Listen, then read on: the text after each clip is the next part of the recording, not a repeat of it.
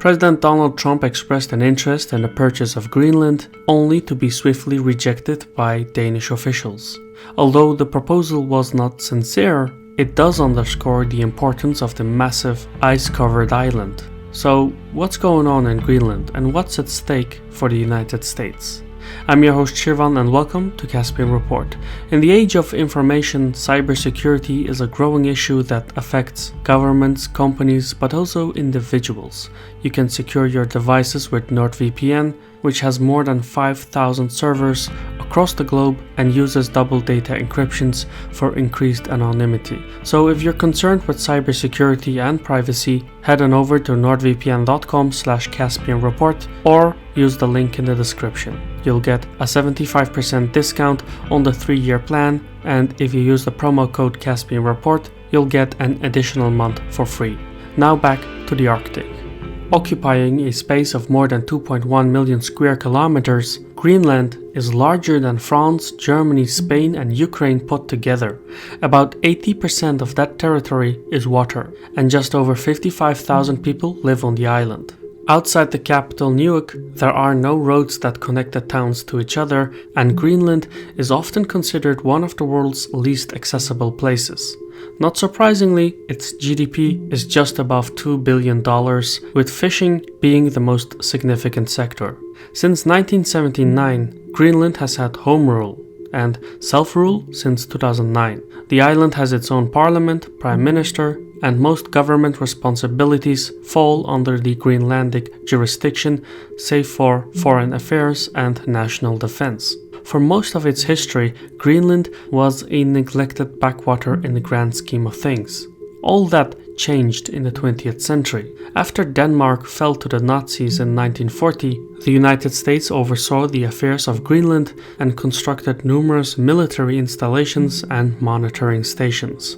After the war, American military leaders deemed control of the Arctic island as indispensable to the safety of the United States, seeing Greenland as a strategic nexus between North America and Europe. Washington even offered the Danes $100 million for it in 1946, but Denmark declined. Instead, the US got permission to set up air bases and other facilities in Greenland, all which played a fundamental role in the US nuclear strategy during the Cold War. To this day, the Pentagon maintains an early warning radar system in the north of the island. However, with the opening of the Arctic, the status quo is once again shifting. As of 2019, Russia occupies the most proactive position in the far north. For over a decade, the Kremlin has been resurrecting previously closed Cold War military facilities in the Arctic and deploying forces to them, supported by the world's largest fleet of icebreakers. Since many of the new Arctic sea routes belong to the Russians, the Americans now seek to expand the military operations of the airbase in Greenland to enhance their surveillance and reconnaissance capacities. With the stakes so high, no nation can afford to be caught off guard. Beyond physical hard power, there is the invincible hand of soft power. China is a newcomer to the Arctic Ocean and technically considers itself a near-Arctic state, a term Beijing invented to get a seat as an observer at the Arctic Council. The shortest distance between mainland China and the Arctic region is about 1,400 kilometers, but that hasn't deterred Beijing from formulating its Polar Silk Road policy. Like Russia, China's massive commercial shipping industry seeks to reap the benefits from the new polar routes. Greenland presents a soft entry point to the Arctic, if ever there was one. In Greenland, Chinese firms are investing in infrastructure, tourism, and scientific research. For instance, the state-owned China Communications Construction is bidding to expand 3 airports, which would make flights more affordable and thereby boost tourism. Beijing is also seeking to set up a scientific research facility on the island, and if the project goes forward, it would be China's second such station in the Arctic Circle. However, not everyone is thrilled about the level of Chinese activity, not least Denmark. In 2016, the situation got so heated that the Danish government blocked a Hong Kong-based company from purchasing an abandoned US naval facility in Greenland. Understandably, Denmark did not want to jeopardize its relationship with the United States by granting a rival power a foothold in Greenland. Still, with only a little effort, Beijing has risen as the single most significant foreign stakeholder in Greenland. Perhaps the most promising sector is mining. The territory of Greenland is abundantly rich in untapped natural resources such as crude oil, natural gas, precious metals, and above all, rare earth elements. There are 17 superelements found in the periodic table, and to varying degrees, they possess unique magnetic and lightning properties that make them exceptionally suitable for dual-use technologies such as electric vehicle motors, wind turbines, and all sorts of military devices. Rare earths form the seeds of technologies that run high-end manufacturing economies.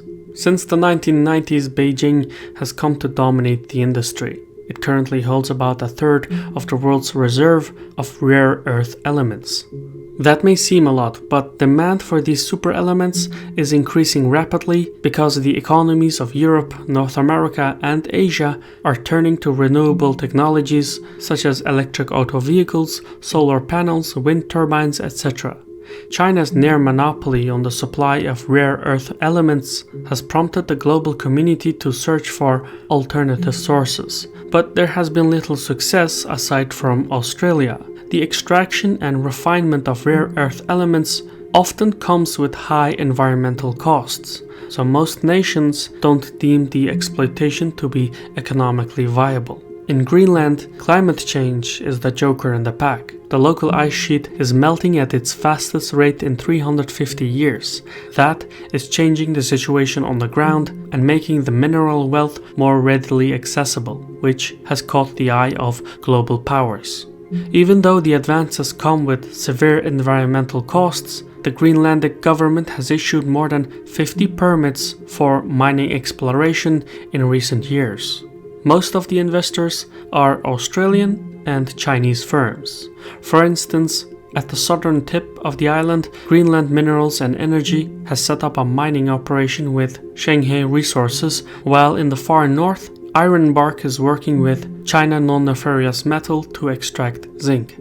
Essentially, as demand for these super elements will grow, China is looking to solidify its dominance over the sector by claiming a significant stake in Greenland's mineral wealth.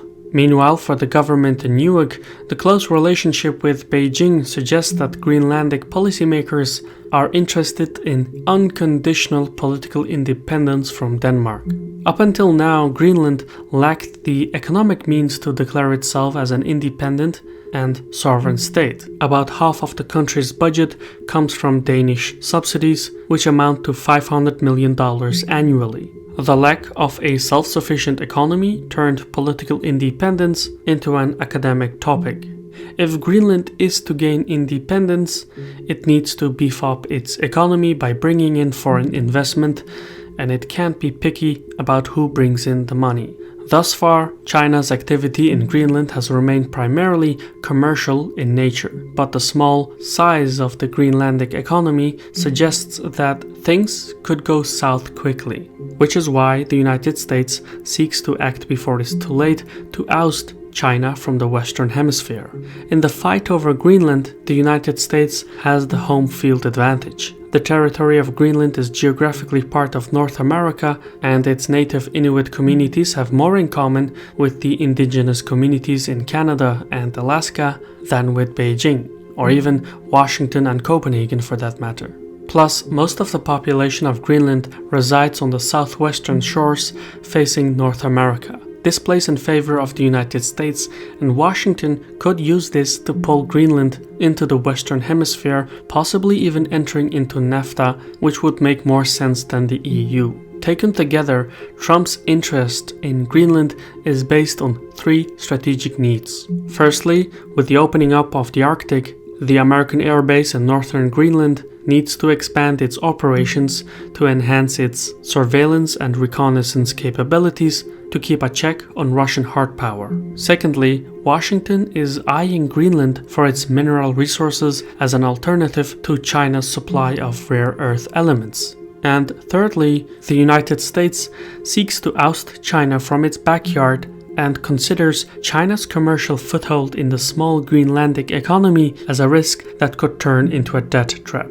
All three interests are genuine, but this is not 1850 where sovereign territories are bought and sold by states. America can fulfill its objectives without having to purchase the territory of Greenland. So even though Trump's idea to purchase Greenland is not sincere and can even be considered a paradox since he denies climate change, the proposal does highlight that Washington is becoming aware of the Arctic as an arena of global power. Greenland may not be for sale, but it is increasing in value. Now, the United States needs to shift from rhetoric to action. If one does not know which port to sail for, then no wind is favorable. I've been your host Shirvan from Caspian Report. If you want to gain access to sources or other perks, check out our Patreon profile. The link will be in the description. For now, thank you for your time, and Sahol.